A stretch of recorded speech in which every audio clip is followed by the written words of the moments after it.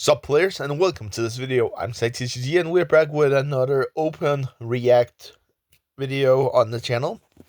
And this is round number 3. And we do have this is a matchup where we have the Vanquished Canine against the Orcust deck profile. So that is actually insane. And we have to begin with the player on the left. I'm just waiting on the names. But I believe that it's a guy named Sebastian Storm that is playing the Orcust. The Orcust deck profile. The Orcust deck over there. And the other one, I'm not entirely sure. The names will pop up eventually, but yeah. The other guy is playing Vanquished Canine. And we have the Dark Magician of Destruction summoned out here, and that is going to get ashed. And then we have the Shining Sarcophagus. I actually like the idea that they're playing a little Shining Sarcophagus engine. Like, you're basically playing 3 Dark Magician Girl, the Magician's Apprentice. I don't know the ratios about the Shining Sarcophagus, but then you're only playing 1 Gandora G. And that is basically just to have a level 8 monster. So we have Zombie Vampire here. And we also got the names down. Ben Marcuson, which is playing the Vanquished Canine stuff.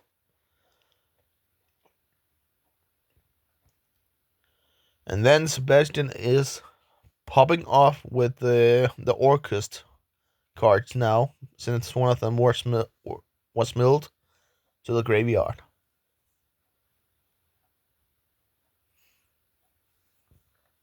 Allowing him to search the Orcust Bubble here, I believe is the name of the field spell. And that's basically game number 1. Pretty quickly over here.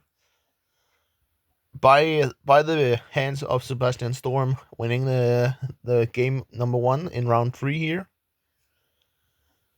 Like, in my opinion, that could potentially mean that the Vanquished Canine player here, that Ben did not have the best hand here.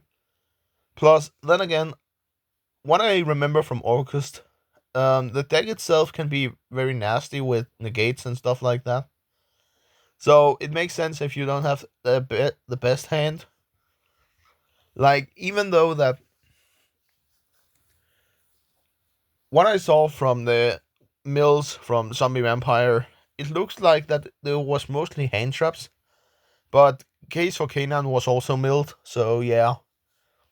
Already there, a heavy combo piece to the strategy that are already gone there, so.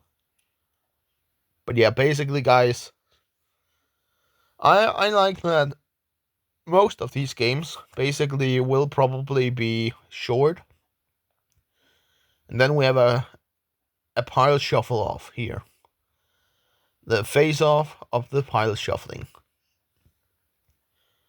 I've actually never, liked the pile shuffling because I feel like that you're basically stacking your deck in a way where you kind of know the cards that you are getting.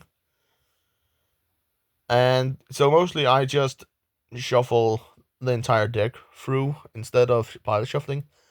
Like, there are times where I potentially pile shuffle, but I'm not doing it that much. So yeah. But yeah, round 3, game number 2, and I believe that Ben Marcuson, probably how you pronounce the name, is starting off. And we start out with a Stake Your Soul revealing Ash. And that is going to get ashed. That is, I already feel like it's ironically. And then we have in response Dimension Shifter here. For a reason. Then we normal summon out the Mad Love here, it looks like. Yeah, and then we have the Vanquished Start field spell here that are going to get activated right away. and resolving as well. And if we should talk about quickly my round 3, I played against the. I actually believe that I played against Radiant Typhoon, so yeah. And that was also a quick loss right there. Yeah, it was Radiant Typhoon that I played against. Strong 2-0 from my opponent's side there. But in the end, at that game, it was just top deck battle. Who did top deck the best cards? And that was the problem with Winquisol at that point of round, because I kept drawing like canine stuff, and my opponent did not activate any effects from hand or graveyard, so it's pretty hard to do something like that. But yeah. Like, yeah, and I actually don't know what they're talking about right now, if they just quickly talk about different things. Oh, Ben just passed on the Matlov on that point. Well, something like that. And Sebastian activates Orcus Babel and sets 1 and passes as well. So potentially this is a top deck battle here. It might be.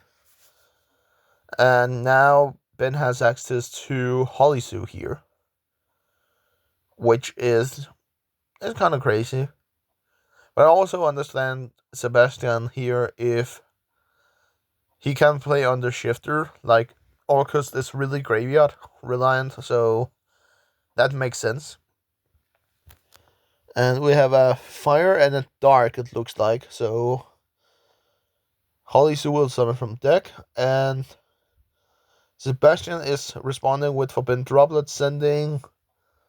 It looks like one of the Orcus cards that he sent away to negate Holisu here. Maybe. I don't know. And then we have the normal summon of the Raisin here.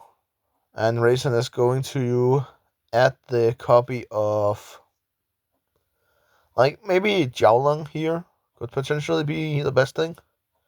Yeah, Jiaolong. And that also does make sense. And I believe that he activated Raisin's effect here, revealing a fire, and then Jiaolong's effect on Resolution to summon. And then we have into the river, and that is game number 2. Going to Ben Marcuson here, which is that is the first time that we have ever seen that we are going to game 3 on stream. Out because from the previous rounds that I reacted to, it was basically just strong 2-0 from the other people. So yeah.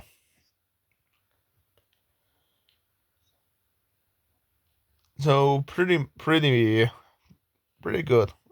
First time that we see a game 3 here. And basically, guys, from all of these rounds that I react to, most of the times I will just talk about the plays that the people are doing and point out different things, maybe. So basically, if we are going to quickly talk about the previous game right here, the game number 2, like, Ben definitely had the bigger advantages of, for example, Dimension Shifter, because like a deck like Orcust cannot play under Shifter, like, and that is just where Shifter comes in. It is just a great one-off. If your deck can play on it, well, then play it in your deck. And that is what I find interesting about the Wankusol K9 deck, that they can basically play Shifter, without a doubt. Well, we have Orcust Harp Horror here, I believe is the name, and we link it into one of the link monsters that will search the Orcust Bubble here, which essentially is just a brick in the deck. Like, or just any Orcust card that can summon itself out. I believe that Orcust is playing like a couple of bricks in the deck that you don't want to, see in your starting hand. You don't want to top deck them or anything like that. And then we have Orcust. Is that Orcust Nightmare? It might be. I'm sorry, guys. It's just a little bit hard to, see. But we have Isuna here. And that is going to get responded with to an Ash Blossom, it looks like. Yeah. So no Lupus plays here. No Nash Knight on Sebastian's turn.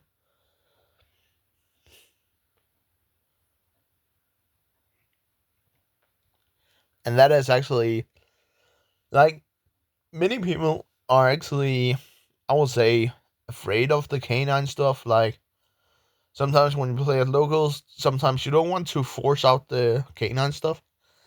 But then again, if you think about it, the only thing that your opponent can do on your turn with the canine stuff is play Isuna or Lupus. And that's it. And if you start off with Isuna and attempts to dump something, well, then you can just negate it with Ash or Imperm or something like that, depending on when they activate the Isuna, of course. You could also activate cards like Droplet.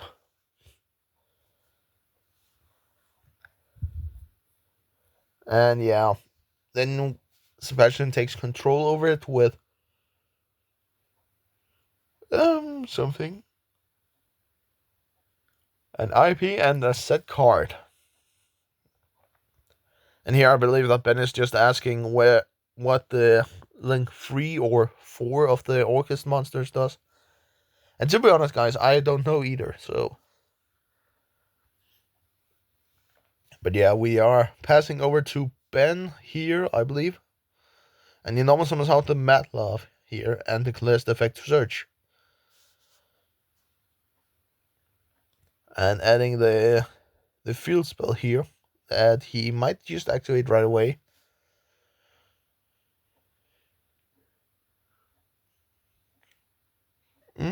Maybe. Maybe not. Okay, we have Heavy Warrior here. It's attempting to bounce the Matlov. And that is... Oh, okay. He activates a graveyard effect here, I believe, of one of the Orcust cards to take control over the Matlov, so Borgir will not have a target to bounce. Stake your soul, and that is going to get negated by the Orcust trap. And yeah, that's it. I hope you enjoyed. Peace.